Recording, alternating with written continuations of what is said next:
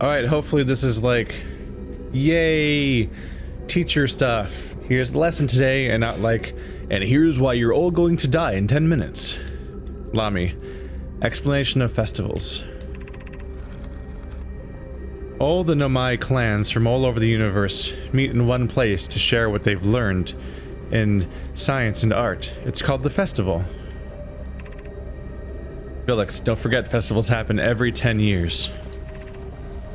We can't go because we're stuck here, but Felix says we used to go, too. At some festivals, one clan's big discovery can mean all the Nomai get to advance too. Like Anona's warp core, which made it so everyone can warp long distances and explore more. Each clan has a festival envoy to show their most interesting work. Our envoy was Thatch. A single festival can last a long, long time. So okay. Interesting. So their race splits into tribes, and they all go on their ships and go on expeditions and vanish, basically. And then they come back. Years later, every 10 years, they all reconvene and share what they learned. And that can advance everybody in the entire society. Not just the people who found the thing. So they're aggressively learning. Elex. Why we should build a new vessel. Each Nomai clan explores the universe in its own vessel. The vessel is the heart of every clan. It's unusual for Nomai to remain in one place for so long. The Nomai are wanderers and have no permanent home. I just realized that their name is almost the same as Nomad. It's only one letter off. If we built a new vessel, we could return to our adventurous way of life. Imagine all the new places we could go. Our clan wouldn't be stuck here in the star system. If we could even meet with other Nomai and learn from them, like Coleus says we used to. It probably wouldn't be hard to get parts if we stopped building other new things and if we broke down other structures like the towers on Ash Twin for parts.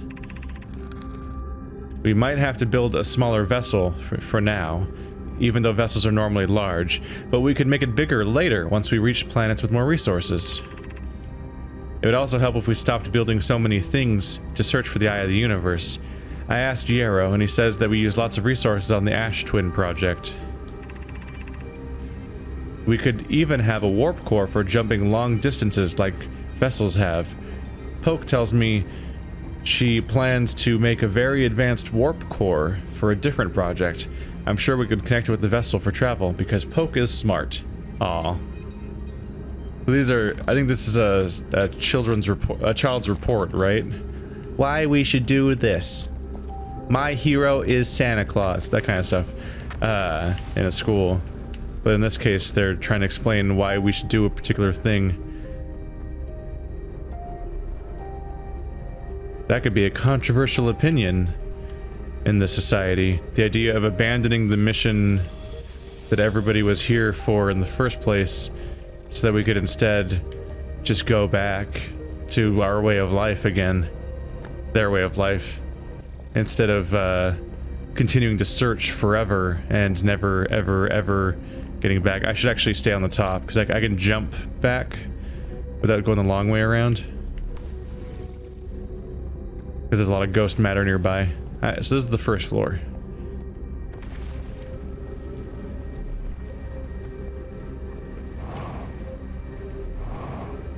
Got it. Got it. We'll get around as much as we can while we've got time. While we've got time.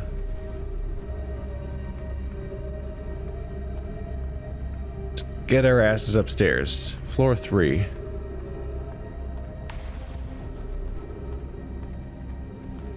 Because they are a society of individuals. They would all have different feelings about what they value here. Whether or not they think it's even worth it to keep looking for the Eye of the Universe at all costs, when instead they could probably rebuild their vessel and go back to having a home. They're kind of like Quarians. Yeah, all the way down to having the whole Quarian idea of the pilgrimage, essentially. Except instead of just sending out individuals, because the Quarians send out individuals on their pilgrimages, much like was what do you call them?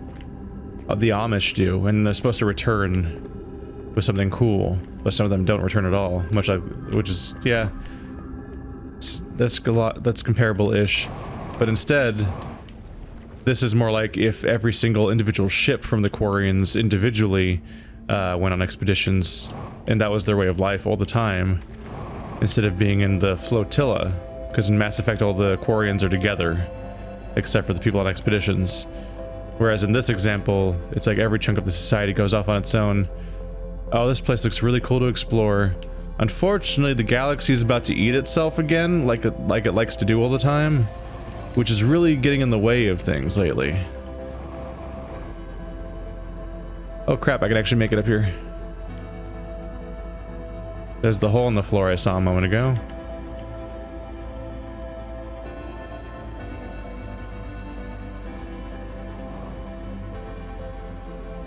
Yep, we'll have to come back. This place looks like it's... Whoa. There's something under me.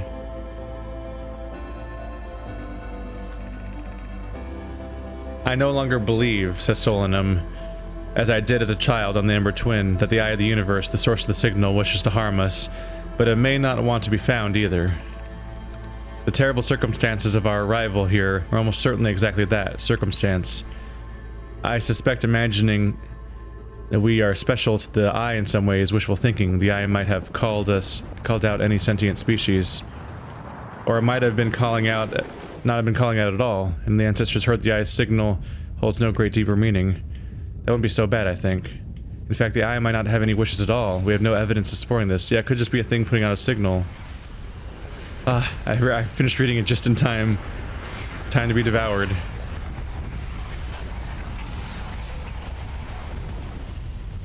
Yep. So we found Solanum. That's the living quarters, probably, of the person who... I guess that's them diary keeping, essentially? That's the living quarters of the guy who landed on the Quantum Moon. Or at least his last entry was about how he's about to land on the Quantum Moon. We have not seen evidence that he returned since then. Or if anyone's ever returned.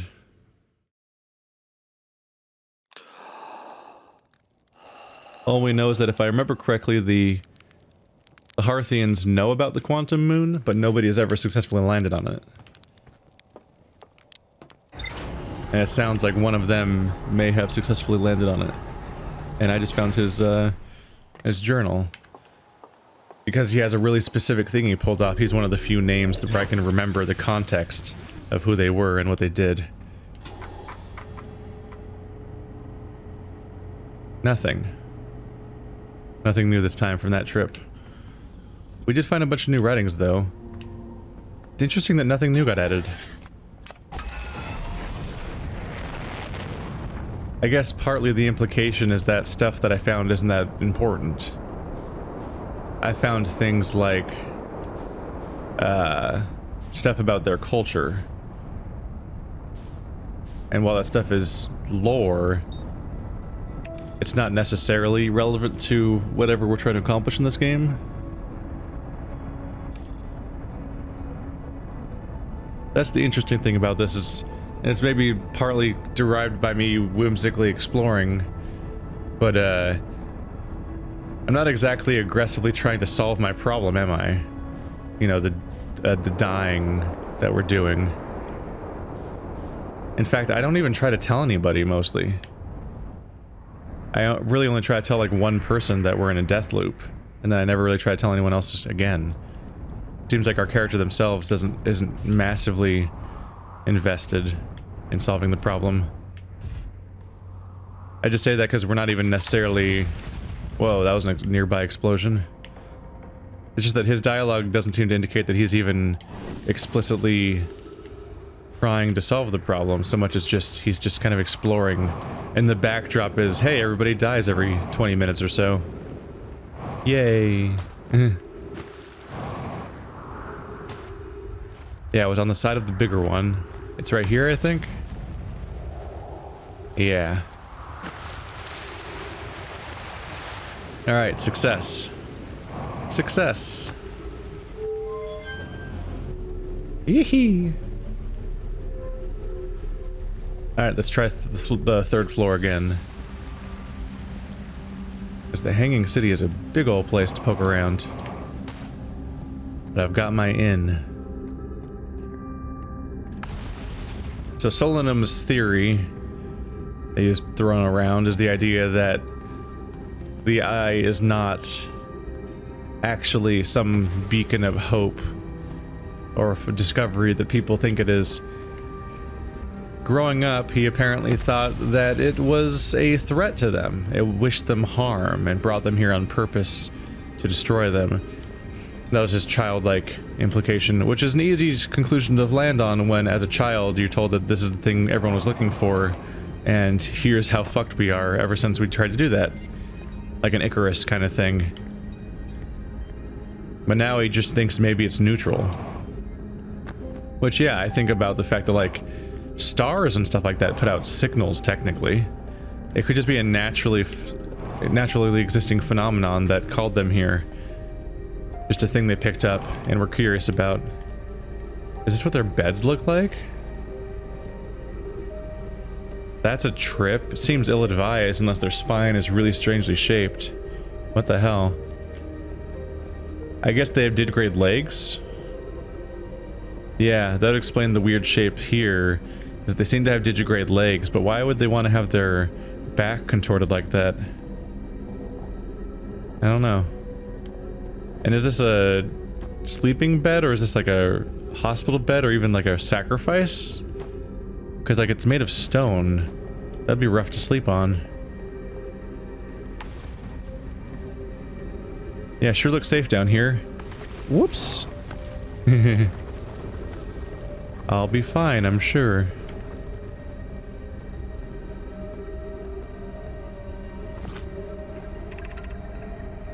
Cassava. I imagine I've been hard on Poke, again. This in turn means I've made things difficult for her sister, Clary.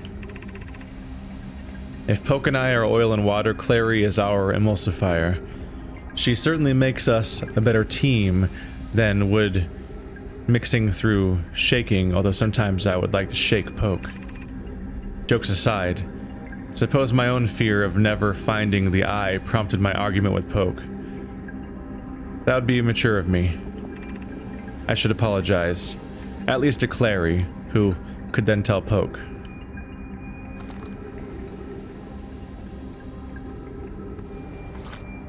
So, Clary is Poke's sister. Cassava is arguing with Poke. I think they're both from the original generation, or I think Cassava's from the original generation. Some of these names I might gradually remember more. It's hard. There's a lot of off-screen characters happening at once. And I still need to go find Shirt. All excited about that name, but I keep getting sidetracked by other things. So many loose ends. The constant background noise to all of this is of course the fact that I have not yet explored the ocean planet. Despite the leads going there. Just tried a few other things. At some point, though.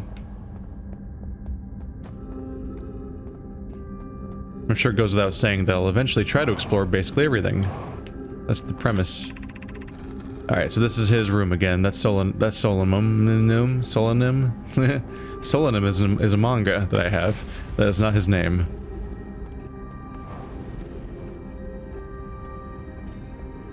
Yeah, I remember this spot. This is one of those environments where the geography is so complicated that I may not fully explore it as much as I want to, because it's just hard to keep track. I'm giving it a go. Yeah, more of these weird beds, and people died in them. Between the stone walls and whatnot, and the ruined feel, and all the people just dying mid-activity or in bed, I just can't help but think of it as in terms of like Pompeii. Like there might be some degree of inspiration there.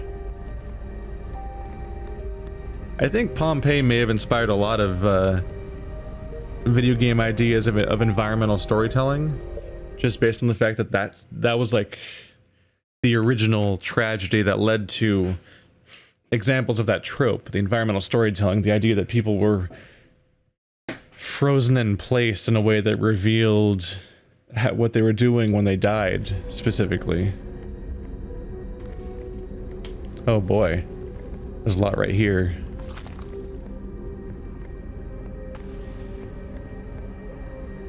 These people were everywhere. What is the eye of the universe? The eye is older than this universe, so imagine how much it could teach us. Perhaps it's a cosmic library. Suppose the eye is a more advanced being. The eye is the source of the signal that brought us here.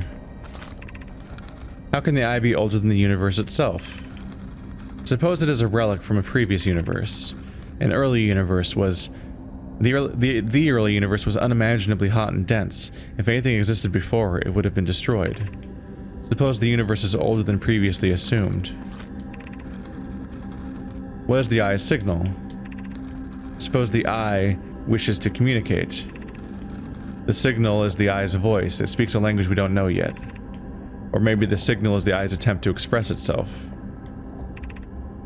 The signal is a call. Where are the intended audience? Were we the intended audience? Of note, from the signal we were able to determine the eye's approximate age, or perhaps its lack of age. Ooh. These are like a combination of records and hypothesizing about what the nature of our fate is.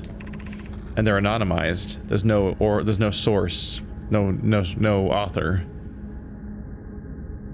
Be welcomed in this place. This shrine is a space to reflect on what brought us to this star system, the signal from the eye. We observed the eye's signal in our travels, and followed it here to find its source. What we know is this. The source of the signal, which we have chosen to call the eye of the universe, is older than the universe itself. The rest we have yet to learn. Enter and open the mind to possibilities.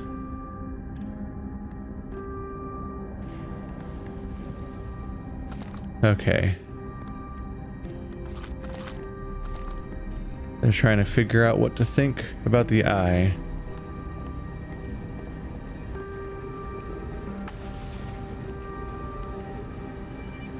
Jeez, I hate it. It would suck to live with this constant threat. Although it was clearly less of a threat back then. It's like this place actively crumbles, and almost every chunk of it seems to fall into the core over the course of the day. Like, this Earth is destroyed over this time cycle. Its extension, yeah, look, they fall so rapidly. They would have never been able to survive for generations here. So it must have been different. Ah. This side's collapsed. Is the other side collapsed?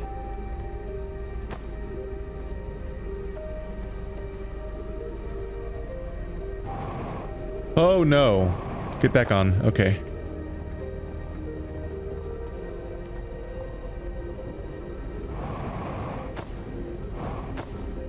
Okay. Nope, nope, nope. The hitbox gets really weird over there.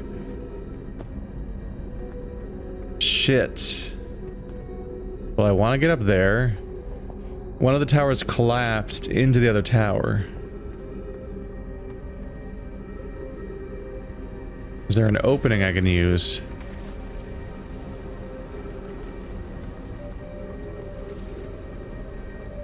It couldn't have been that easy, huh?